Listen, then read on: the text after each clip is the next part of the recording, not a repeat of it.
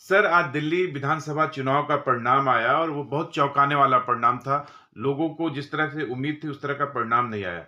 तो दिल्ली विधानसभा चुनाव में आम आदमी पार्टी के हार के मायने और कारण कैसे देखते हैं आप?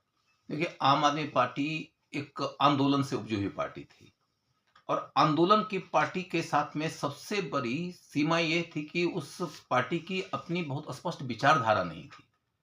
जब विचारधारा नहीं होती है ना, तो आप व्यवहार की पार्टी बन के रह जाते हैं और धीरे-धीरे आपके व्यवहार की कई सीमाएँ प्रकट हो जाती हैं।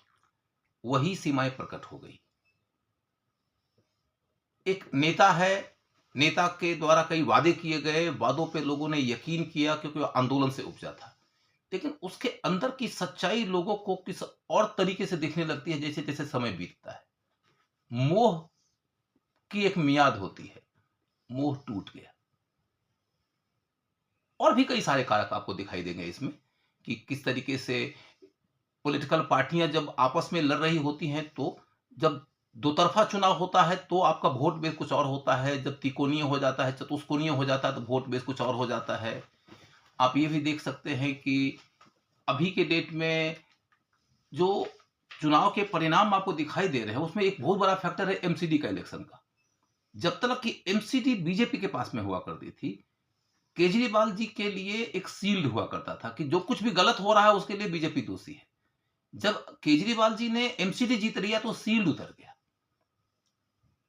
फिर आप देखेंगे कि एक बहुत बड़ा फैक्टर ये है कि जिस मुद्दे पर उनको सबसे निचले तबके के लोग, गरीब लोगों का वोट मिलता था, उस मुद्दे पर अब पार्टियों ने ऑलमोस्ट यूनिफॉर्मिटी डेवलप कर दिया है कि आप सबसे गरीब तबका के लोगों के लिए, महिलाओं के लिए क्या-क्या देने वाले हैं। जो आप देने वाले हो, हम भी देने वाले हैं। तो डिफरेंशिएटर खत्म हो गया।